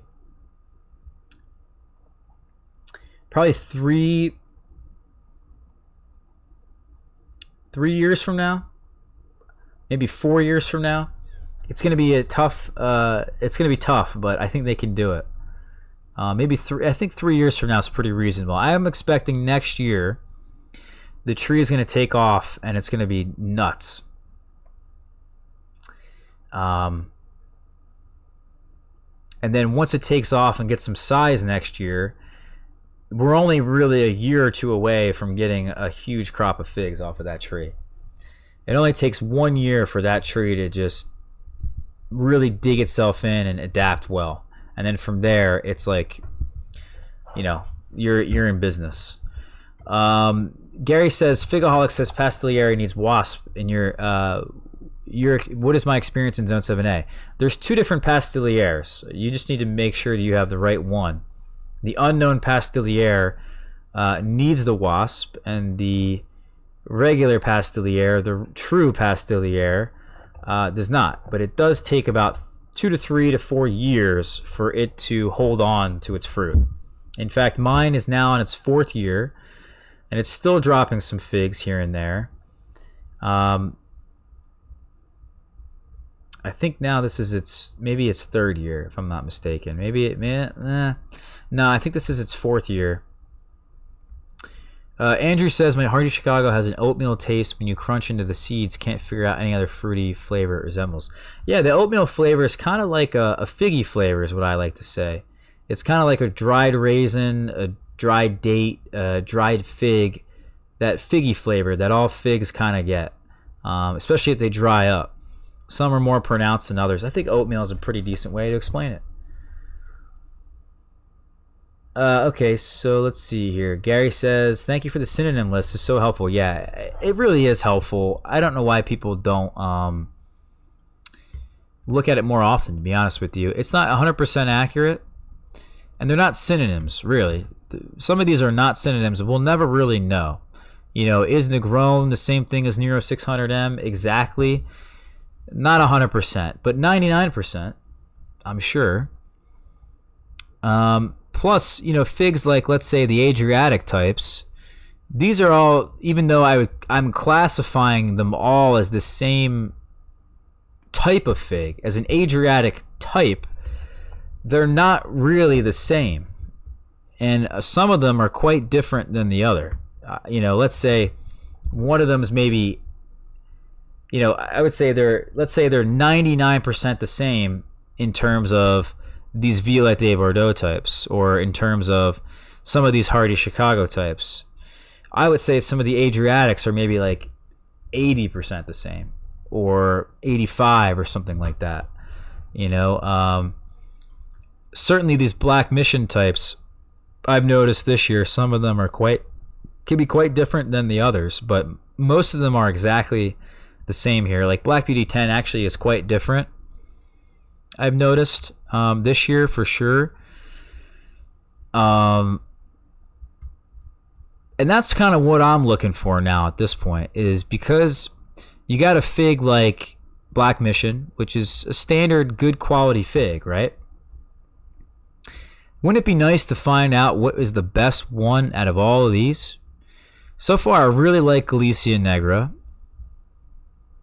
And it's different enough from all of these that I think I like it more than the rest of them. And I think also, even though visually, let's say even Citrullara is quite different, you could still classify it as maybe a Black Mission type. Maybe that Citrullara is probably debatable here, but it's different enough to say, all right, well, I'm going to grow that one because it's different enough than the rest of these.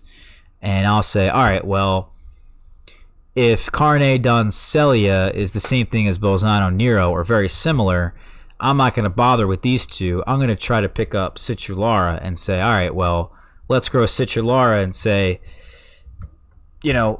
what are the differences here?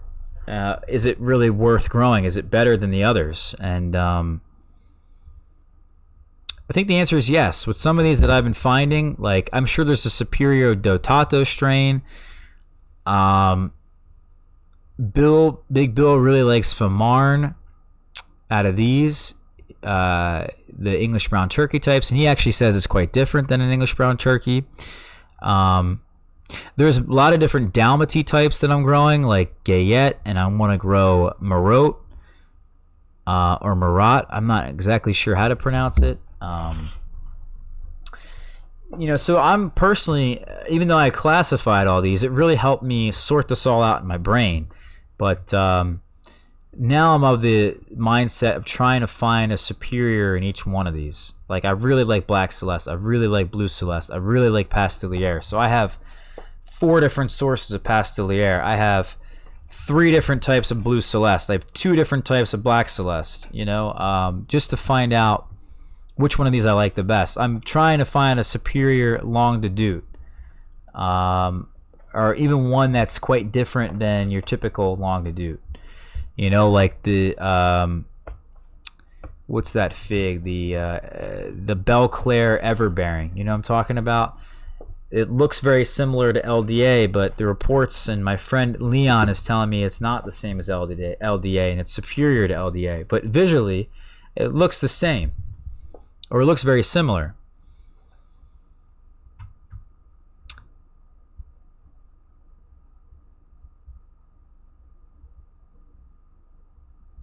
All right, where are we at here? Rose says, "Hi Ross, how would you describe the taste of St. Martin?" I can't, unfortunately. I haven't really gotten one to ripen perfectly, and unfortunately, all of my St. Martin main crop dropped off this year. The first main crop and the second main crop. I got it to put out 3 different crops, that fig.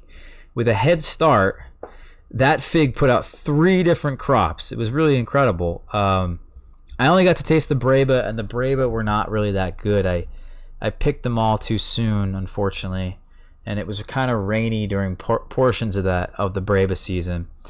Tristan said, "What's going on? What's up, Ross? Hey, if you're going to direct plant some non-dormant cuttings, would you use the Just Natural Soil Conditioner, or would you have another preference?" Non-dormant cuttings, Tristan, are these lignified? Are they green? Are they hardened? Are they brown? Cabin Bound says Smith or Green Ishia, which is better? Smith. Vito says, "Nice, can't wait." Hey, Steve-O, what's going on, Steve? Haven't seen you around in a while. Rose said, "What's the difference between Improved Celeste and Celeste?" Well, they have different flavors to them. Some of them were actually bred by LSU to try and find an improved variant of Celeste. Celeste, the regular Celeste tends to drop quite a bit, drop a lot of its figs, and it's kind of bland. It's very productive. They're quite similar figs, to be honest with you, but Improved Celeste does not drop. I'm sure they have different hardiness. There's also there's like 4 or 5 different Improved Celestes minimum. If you go to the LSU fields, you'll find a number of figs that are Improved Celeste, and they're just very slightly different than each other. Okay, so TJ says Cretan as in Crete. Gotcha. I thought there would be an I in there somewhere. Vic, would you try to extend the season and ripen anything in the greenhouse? Yeah, I do that every year, buddy.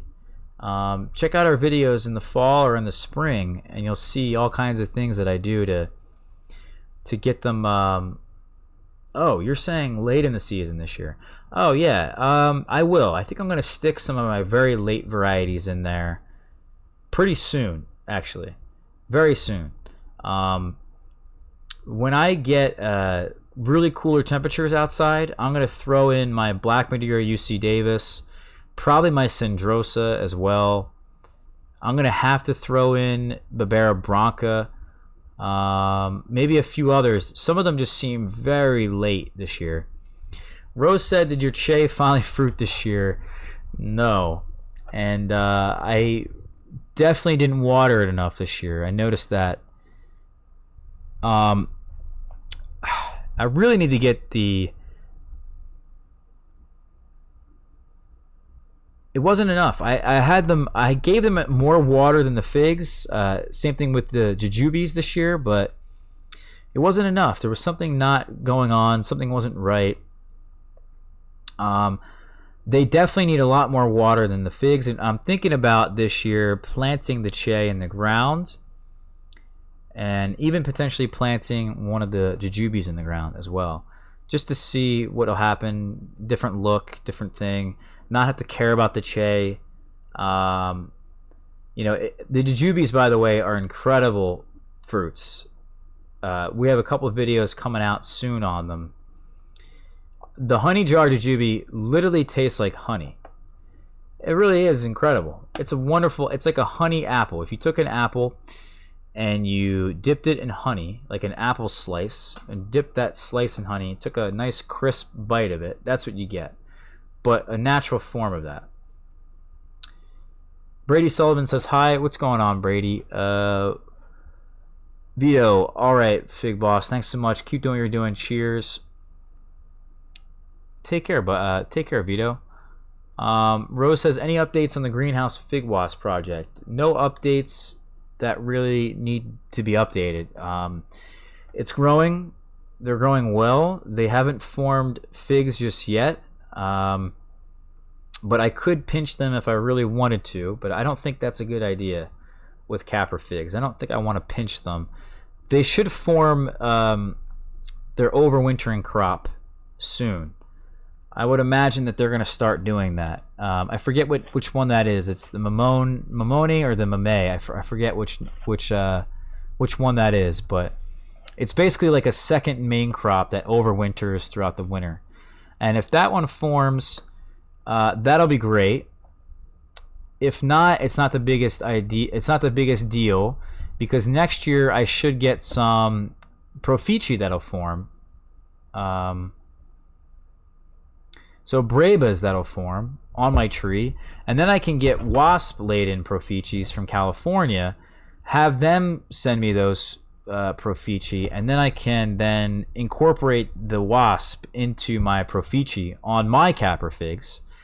And then when they put out the next crop, it'll just continue, and next year is really when the whole thing is going to start. There's not really anything to do this year. Checks in the City, nice name, said Gumi tastes like gummy bears and a certain plum tastes like bubblegum. Do any of their fruit taste like certain types of candy? Yeah, they do. I'm finding that all the weird artificial flavors that exist through like chemicals and things, and even smells, they all come from nature somewhere. And it took me a while to realize that. But if you think about it, all these chemicals and artificial things that we would say are not natural are actually natural in a way, because they all did come from the earth. They all came from where we come from. Yeah, they're not processed in the right way. They're processed in a way that's not really, maybe in some people's eyes, moral or kosher, I guess, in their eyes. But definitely, everything I've been trying has some form of this in nature, or I should say, every artificial thing. Like I smelled an apple this year that smelled just like a candle. That peach tasted just like bazooka, or that plum tasted just like bazooka bubblegum. And I have some fruits that taste like marshmallows. I have some apricots that tasted like cotton candy. If you really let these sugars increase, you really let these fruits ripen properly, you're going to get some incredible flavors. I have weird spices that I find in a lot of my fruits, especially persimmons. Some figs have weird spice flavors to them. That juicy fruit, the flavoring in juicy fruit comes from jackfruit. And also, there's a lot of artificial cherry flavors in a lot of my figs. Also, are there any fruits that you wouldn't recommend growing specifically to pour flavor? And anything is there something I'm getting rid of? Yeah, there is some I'm getting rid of, and I think I'm going to answer that in a later video. We sort of did talk about it, or at least I tried to talk about it recently. I tried to make that video, but then I realized I need to sit down and really think about it. I need some time to think about that question. Eamon Ben says, Ross, I'm finding some brown turkey mission figs at Whole Foods and they're minuscule. Do you have any explanation why they're that size? Yeah, so a lot of the black missions, I bought some black mission figs this year as well to compare. We did a video recently. I think it's going to come out Friday. There's the black mission figs I bought are quite small, and I was surprised, but it's obvious because a lot of these figs, these trees that they have, probably overbear. There's a lot of figs on them. If there's more figs, you're going to have smaller figs. If there's less figs, you're going to have larger figs. So that's all it is. They just have very heavily bearing trees. Vic says, I'll see you at the festival. See you there, buddy. Brady says, I bought a few fig cuttings off FigBit, and the person didn't know what they were called, so they called them yellow bypass. Light green fig with a dark, almost black flesh. What variety could that actually be? That's a seedling, and it looks very unique to me. I don't know what it is. Yeah, and no one really knows what that is. It looks very good. I hope it's common. I don't know if it is common. It may have been confirmed common. I'm not sure, but it might actually be maybe a little bit too difficult to ripen here. I'm not sure. Some of these seedlings and things I try to stay away from. Seedlings specifically because I want a tree that's old. I want a tree that's well adapted and has really good genetics, that's withstood hundreds of years. Eamon Ben says, could you think of some varieties with decent commercial qualities besides ZD? Yeah, the Coldenoms. I mean, that would be my favorite. What about Coldenom Ramada? You get a nice little striped fig. Also, Panache. Panache is a really nice commercial fig, especially when pollinated. Steve said, hey, I've been around, also pretty busy. I got a good crop of my raspberry grapes this year. Wow. You really like it, except for the size of the grapes. Yeah, they are a bit smaller than other muscadines. I'm glad you got some. That's awesome. I may actually get some muscadine grapes myself this year. I put some in the ground, young trees, and yeah. Steve said, a grape you should try is Somerset. It tastes like strawberries. That's awesome. My question is, though, what kind of grape is it? TJ said, my first Panache tasted like Pez candy. That's awesome. Wow. Rose said, keep up the good work, Ross. Love your videos. You're my favorite YouTuber. Greetings from Germany. Greetings. Thank you for the nice words. Thank you for watching, too. Steve said, I never hear anyone mention Sequoia figs. Yeah, but Steve, is it a European grape or a muscadine grape? Does it struggle with disease? I never hear anyone mention Sequoia figs. My first one a couple of weeks ago. They're really good. Is that at the fig festival in California, Steve? That Doug hosted? Tristan said fully lignified cuttings they would be, Ross. All right, well, man, I can't believe you're rooting them now. That's just crazy. Are these indoors or outdoors? What did you even say back up here? Oh, you're direct planting them. Wait, are you direct planting them in... Oh, yeah, you're definitely putting them in pots. I mean, I like the just natural pot soil conditioner, man. I use it for everything. There is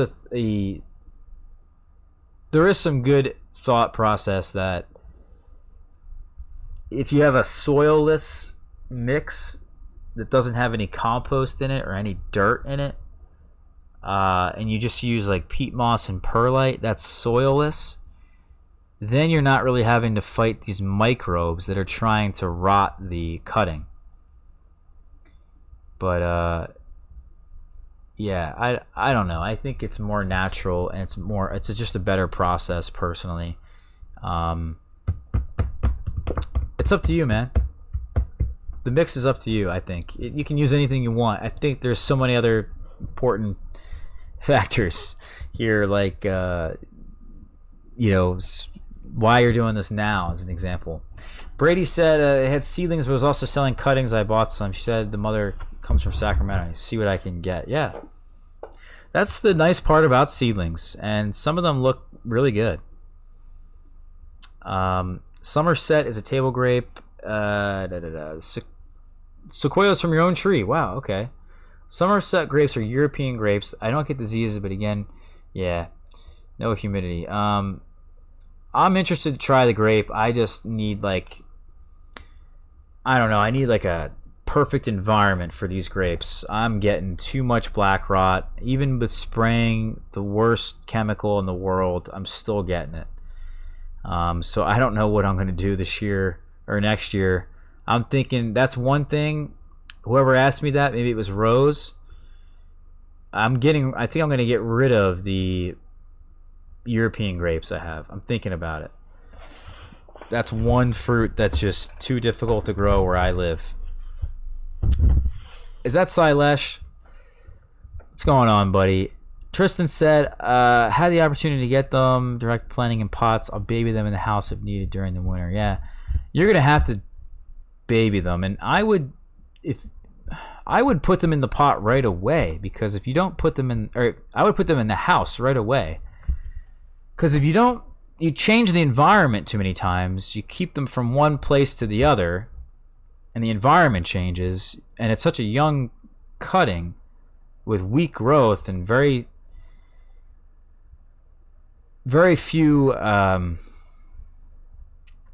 roots. It's not going to do well. So I would keep it in the same location, the same situation, same environment from whenever you start rooting onwards until it's a strong enough tree to move it somewhere.